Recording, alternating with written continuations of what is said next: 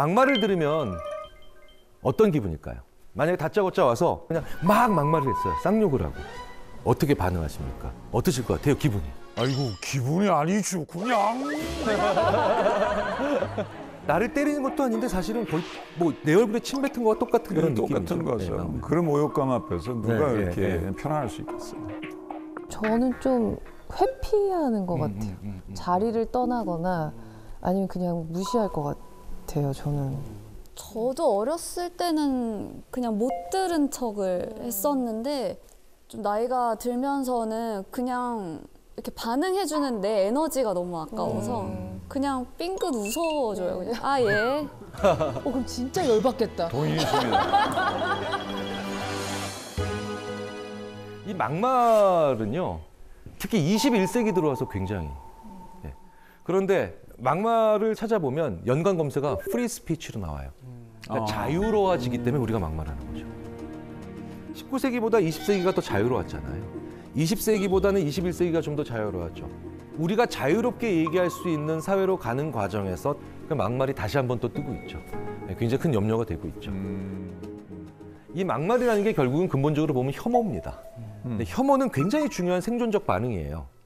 자, 지금 이 앞에 누가 변을 봤어요. 변을 봤어요. 그렇죠. 바로 하시죠. 여기서의 호기심을 느낀다? 얘는 어떤 느낌일까? 딱. 그렇죠. 그런 사람은 오래 못 살겠죠. 혐오라고 하는 건 인간이 생존하기 위해서 가져야 되는 가장 중요한 기본적이고 즉각적 감정입니다. 그래서 이걸 뒤집어서 얘기하자면 혐오, 막말 이런 것들이 많은 사람들이 있죠. 이 사람들은 의식적이든 무의식적이든 자기가 지금 굉장히 위급한 사람이에요. 그게 목숨과 같은 것도 있지만 지위, 그렇죠? 경제, 부 이런 것들 다 관련이 돼 있다라는 겁니다. 혐오와 혹은 혐오에 준하는 그런 불쾌감은 안 느끼는 게 그러니까 비정상이지 오히려 느끼는 건 정상이죠. 문제는 표현하는 게 말이 안 된다는 거예요. 이건 되게 다른 얘기예요. 꼭 그럴 때 있잖아요. 엘리베이터 딱 타서 닫힌 버튼 누르려고 하는데 그때 저쪽에서 사람이 하고 들어올 때. 더 기분 나쁜 건 그 사람 타고 이제 닫히려고 그럴 때 또 하고 들어올 때. 이거 2번, 3번만 가면 약간 화나죠. 짜증나지. 네, 짜증나죠. 하지만 여기서 제가 너 뭐 하는 자식이야. 얘기하지 않죠. 네, 막말에 해당하는 생각을 해서가 문제가 아니라 막말을 하기 때문에 문제인 거예요. 네, 이건 되게 중요한 차이라는 겁니다. 우리가 해야 될 걸 해야 되는 것도 중요하지만 안 해야 될 걸 제대로 안 하는 것이 너무나도 중요하죠. 예전에 기억나세요? 청기 올려, 백기 올려. 네. 이걸 심리학자들이 뭐라고 하냐면 첫 번째, 청기 올려, 백기 내려 이런 걸 고우 과제라고 합니다. 가야 될 걸 가는 거죠. 백기 내리지 마, 청기 올리지 말고 이걸 노고. 유난히 고 과제는 잘하는데 노고 과제를 잘 못하는 사람들이 있어요. 이런 분들이 바로 충동적이고 주의 조절력이 약한 사람들인데 막말을 일삼는 사람들이 유난히 이 노고 과제를 잘 못해요. 그러니까 충동적인 사람들이에요. 또 막말 잘하는 사람들이 있어요. 자기 위치가 변하지 않을 거라고 하는 사람. 네. 심리학에 이런 재밌는 얘기가 있습니다. 변함없는 고권력자와 변함없는 저권력자 모두 막말을 한다. 내가 변함이 없어요. 네. 변함이 없어. 난 계속 앞으로 고권력이야. 권력자야. 그럼 자기 자신을 제어할 필요가 없죠. 그래서 아주 큰 부자 출신 정치인들이 실제로 정치를 하면서 막말이 많은 거예요. 왜? 자기는 어쨌든 계속해서 고권력일 거라고 생각을 하니까. 근데 문제는 변하지 않는 저권력자도 막말하기가 쉬워진다는 겁니다. 내가 지금은 저권력이고 뭔가 좀 낮은 혹은 좀 힘든 계층에 있지만 내가 잘 하게 되면 내가 조금 더 좋은 위치로 갈 수 있을 거야 라고 생각을 하는 사람들이면 내가 평상시에 막말을 그렇게 하지 않겠죠. 그렇죠. 오히려 나의 생존성을 떨어뜨릴 수도 있으니까. 문제는 우리 사회가 예전보다 중산층부터 시작해서 저소득층까지 사회적 이동성이 떨어지고 있다는 거예요. 이번 생에 내가 오를 사다리가 없어라고 하는 말들이 우리의 젊은이들 사이에서 우리의 사회에서 자꾸 들린다는 건 굉장히 중요한 근거가 되겠죠. 또 하나 우리가 막말이 요즘 굉장히 많이 나오고 있고 이상하게 막 하는 사람들이 점점 숫자가 늘어나는 이유가 막말하는 사람들은 최소한 솔직하다라고 하는 착각을 사회적으로 하고 있기 때문이에요. 예. 자, 신하영 씨, 지금 네. 누군가가 자기 다리에 커피를 쏟았어요. 근데 그 사람이 아이씨 해놓고 이제 뭐 숫자가 하나 나왔어요. 네. 이런 사람이 있고 다른 사람이 이러면 저는 괜찮습니다. 왠지 첫 번째와 두 번째 어느 사람이 더 솔직해 보이세요? 두 번째는 확실히 솔직하진 않잖아요. 그렇죠. 네. 네.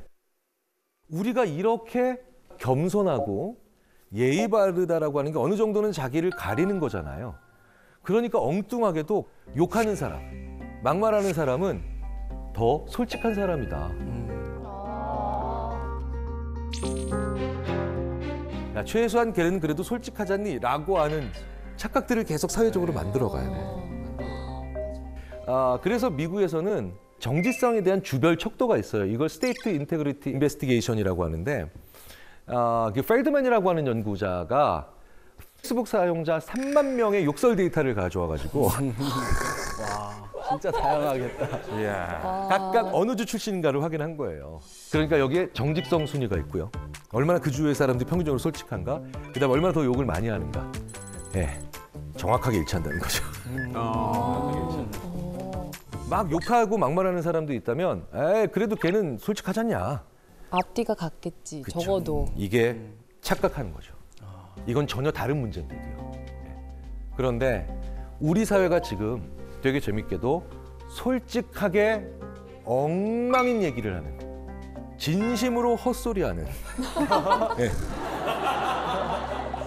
진심으로 헛소리하는 사람들이 자꾸 권력을 잡고 있는 그런 세상들이 가고 있어서 정말 위험하고 두렵고 문제가 있다는 걸 느끼죠. 실제로요, 이건 미국에서도 아주 오랫동안 검증이 잘 되어 왔다는 건데, 더 괜찮은 후보를 뽑는 게 아니라 진정성이 높은 후보. 근데 그 말이 진실인지는 관심이 없다는 거예요. 너무나도 유명한 예가 막말의 대가 바로 도널드 트럼프잖아요. 네, 그렇죠? 네, 트럼프가 했던 이 대표적인 상대 후보를 향해 했던 얘기가 있습니다. 저 사람은 민간 기업에 취업도 못할 사람이다. 그리고 자기 자신을 비난했던 한 의원의 지역구인 볼티모어에 대해서는 이렇게 얘기했죠. 역겹고 쥐가 들끓는 난장판이다. 누구도 살고 싶어하지 않는 미국 최악의 지역이다. 이런 이상한 소리들은 심리학에서 이제 정규적인 용어로 등극을 했죠. 영어로 볼쉿. 우리말로 개소리. 그런데 우리나라에도 많죠. 사이비 교주들이 거기에 해당되고요. 상당히 많은 사람들이 그래도 진심이네 라고 하니까 믿는 거예요. 이 자리에 계신 많은 분들은 야, 그래도 정상적인 지적 수준을 가지고 있는 사람이 어떻게 저런 소리를, 우리는 지쳐 있을 때, 외로울 때, 낙심했을 때, 무기력할 때 많이 배운 사람과 적게 배운 사람, 부자 가난한 사람 가리지 않고 우리는 진심인 사람 얘기에 귀를 기울입니다. 그리고 그 사람은 솔직하다라는 가면 속에서 자기들이 원하는 걸 계속해서 착취하죠.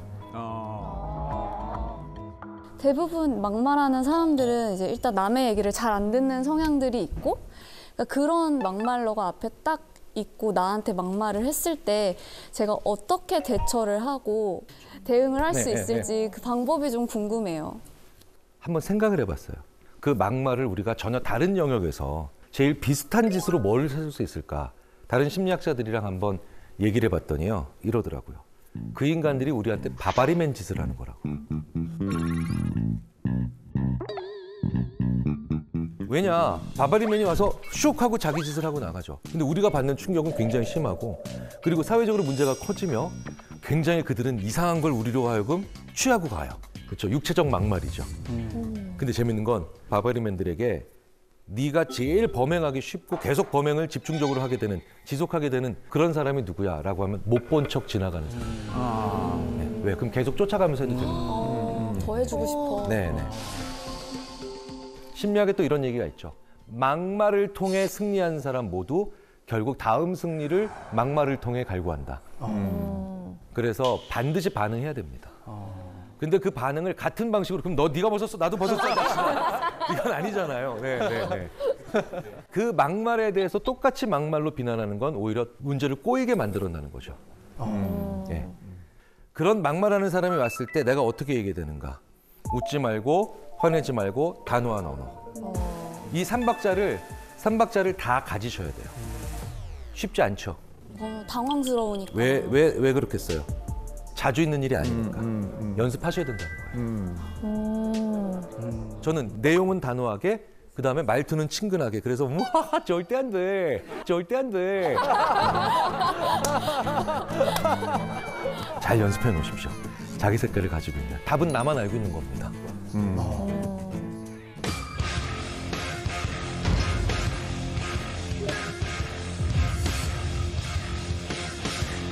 늘 밝은 사람들, 속을 모르겠는 사람들, 늘 웃고. 근데 이런 분들도 누군가에겐 사실 의외로 지옥일 수 있습니다.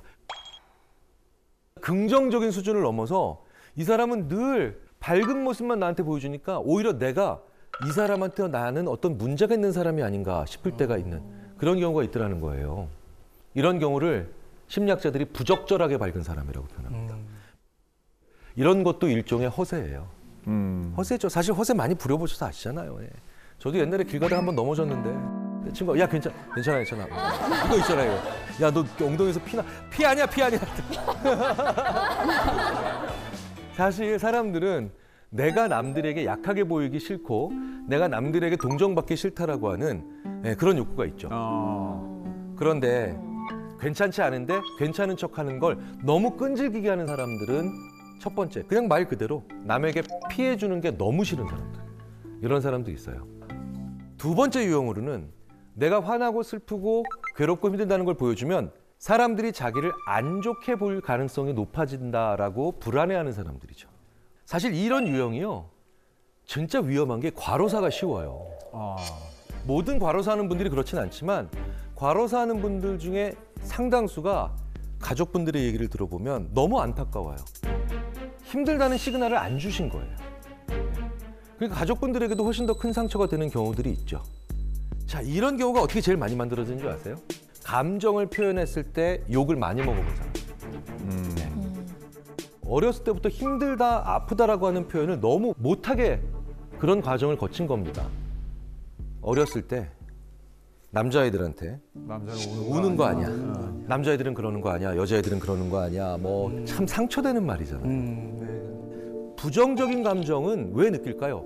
온에서 오는 생존 신호예요. 화가 난다, 짜증이 난다, 분노가 치밀어 오른다, 힘들다. 이런 모든 시그널들은 표현할 수 있어야 됩니다. 적정하게 화냈다 그러면은 그건 정당한 거예요. 감정을 자꾸 이렇게 표현하는 것 자체를 억누르게 되면 그 감정에 대한 눈금 자체가 발달이 안 됩니다.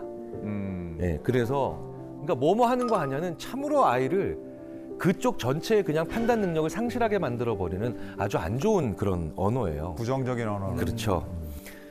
그리고 그걸 억누르게 만들면서 하는 또 안 좋은 말이 있어요. 내가 참 어른스러워요, 이거. 맞아. 그러니까 어른스럽다라는 것 자체가 무조건 안 좋은 말인 게 아니라 감정을 억누를 때마다 어른스럽다라고 하는 얘기를 해버리면 감정을 안 보여야만 나는 오히려 잘하고 성장하고 있는 거구나라는 생각을 하게 되죠. 이게 또 직업 특성상 어쩔 수 없이 연예인분들이나 아니면 뭐 방송 쪽, 뭐 서비스업은 정말 그런 경우가 많죠. 내 감정을 누르고 안 보여야 되는 경우가 너무 많죠. 네. 이렇게 보여줘야 되는 것이 많은 그런 일들을 하시는 분들은 어쩔 수 없이 늘 밝은 모습을 보여야 된다는 강박증이 되죠. 이걸 뭐 스마일 마스크 증후군이라고 표현하는 경우도 있는데 내가 감정을 제대로 표출하지 못한다는 거, 이것도 사람을 탈진시킨다는 겁니다. 굉장히 유명한 실험들이 있잖아요. 자아고갈 실험 같은 거. 다른 사람들 다 춤출 때 가만히 있어야 되는 거. 이 사람이 한 1시간 동안 그걸 시켜놨더니 푹 쓰러지더라는 거예요. 에너지를 쓴 거예요, 그러니까. 춤춘 사람들이 에너지를 쓴 것 같지만 내 감정을 표출하지 못하고 가만히 놔두는 이 과정 속에서 오히려 저 사람은 탈진하게 됐고요. 그런데 그 사람은 자기가 왜 탈진했는지 이유를 더 모르죠. 그러니까 자기를 무기력하게 만들어요. 심하면 이게 조울증이나 아니면 양극성 우울 장애로까지도 이어질 수 있는 그런 경우가 있기 때문에 자기 감정을 어느 정도는 표출할 수 있는 그런 것들이 필요하죠. 이런 분들이 있다면 결국은 나는 이 사람의 한 가면이랑만 사귀고 있다는 느낌? 이런 것들을 가지게 되면서 허망합니다. 이런 경우는 어떻게 되냐면요. 그 사람이 자기 패를 보일 때에만 내 패를 먼저 내가 보여줘야 됩니다. 아, 내가 솔직하지 않으면 상대방도 나한테 솔직하게 나오지 않겠구나, 안 보여주겠구나라고 하는 그런 느낌을 가지게 해야 됩니다. 저도 그런 친구 하나 있어요. 상당히 친한 친구인데 자기 부모님의 부고를 알리지 않았던 경우가 있어요. 네, 부고를. 네. 전 적잖은 충격을 받았어요. 네. 지난 30년 동안 저한테는 힘든 모습을 안 보였던 거예요. 그러니까 그때도 안 보이더라는 거예요. 그래서 제가 얘기했죠. 나도 똑같이 힘든 일 있을 때 너한테는 알리지 않을 거야. 실제로 그렇게까지도 얘기를 했습니다. 그 친구가 곰곰이 생각해보고 저한테 단단히 사과를 하더라고요. 가깝고 친한 사이라면 보일 건 보여야 됩니다. 그런데 그 중에 하나가 바로 뭐냐, 내 감정이에요. 난 괜찮아.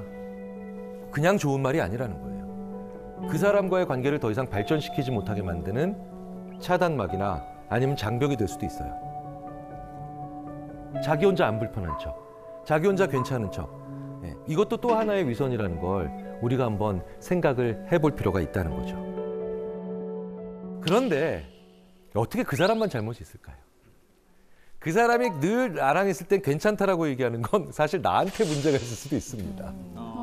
나랑 같이 있을 때 유난히 나는 괜찮다라고 얘기하는 그런 사람이 있다면 한 번쯤은 내가 그 사람의 감정을 너무 가볍게 여겼거나 그 사람을 다른 사람들 앞에서 너무 희화화하거나 웃음거리로 전락시키지 않았는가를 한번 생각해 봅니다. 예. 나도 모르게 그럴 때가 있거든요. 저도 모르게 그렇게 당한 경우가 있어요. 제가 지난주에도 강의평가 때 이 얘기를 듣고 제가 한번 상처를 받았는데, 강의평가 때 머리 크다는 얘기는 왜 쓰는 거예요? 이야, 정말 온 마음을 다해서 색출하고 싶은데 자기 외모 신체 콤플렉스가 누구나 다 있잖아요, 어느 정도는. 그래서 짧은 다리, 그다음에 큰 머리 뭐 이런 거에 대해서 저도 조금씩 저희 컴플렉스가 있었는데, 유난히 그때 저만 보면 야, 짤다리라고 하면서 짧은 다리 친구가 왔다라고 놀리던 키 큰 친구가 있었어요. 지금은 그 친구가 짤다리라고 막 옆에 계속 쫓아다니면서 놀려도 전혀 상처를 안 받아요. 야, 짧으니까 안 넘어지잖아요. 무게중심이 밑에 있는 게. 한국 유도가 왜 이기는 줄 알아, 임마? 안 넘어가는 줄 알아? 막 이러면서 이제 쉽게 오히려 즐기면서 얘기를 하는데, 저한테 한 대학교 1학년 그 시기에 유난히 고농담을 많이 했던 그 친구는 전혀 악의가 없는 친구였거든요. 저도 한 10년이 지나고 난 다음에 문득 깨닫게 되더라고요. 아, 내가 유난히 얘 앞에서는 괜찮은 척하고 있다는 거예요. 네.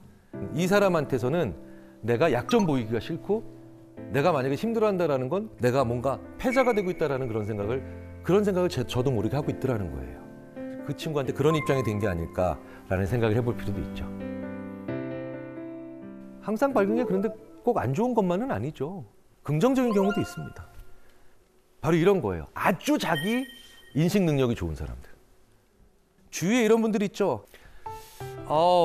오늘은 안 나가야 되겠어. 그래서 왜? 그랬더니 오늘 나가면 말싸움 딱 붙어서 싸우기 딱 좋은 날이야. 오늘은 안 나가는 게 상책이야. 전 처음에 너무 재수가 없어가지고 야, 네가 무슨 노스트라다무스야? 네가 그걸 어떻게 알아? 그런데요, 그 친구는 저보다 한 10년 먼저 자기가 자기를 볼 수 있는 능력을 생각해서 이제 그게 되고 있는 거더라고요. 그냥 귀찮아서가 아니라 이런 상태에서 나가면 많이 지칠 것 같다, 상처받을 것 같다, 이런 것들 있잖아요. 자기가 밝을 수 있을 때에만 밖에 나올 수 있는 정도의 사람들. 그만큼 내가 나를 잘 알고 있다는 거예요. 이거 진짜 기령 좋은 사람. 내 감정이 무엇을 말하고 있는지를, 내 감정 상태가 어떤 시그널을 주고 있는지를 또 정확히 아는 거. 이걸 메타 정서라고 하죠. 메타 정서가 좋은 사람들이 이런 분들이에요. 내가 기쁨에 민감한 날 밖에 나가서 재밌게 놀고, 화에 민감한 날 사람들한테 거리 두고, 그리고 우울에 민감한 날 혼자 있지 않고 조금이라도 뭔가 사람들과의 접촉을 만들어내는 거죠. 위에서 쳐다볼 수 있는 이런 메타 정서 능력이 떨어지는 분들은 화에 민감하고 예민한 날에 사람들 만나러 나가요. 굳이. 바로 싸우죠. 그 시그널들을 제대로 파악하지 못하니까 맨날 친구들끼리 뭐 칼부림 났네 시작해가지고 어떻게 모임에서 만나서 뭐 의절했네, 이런 사람들이죠.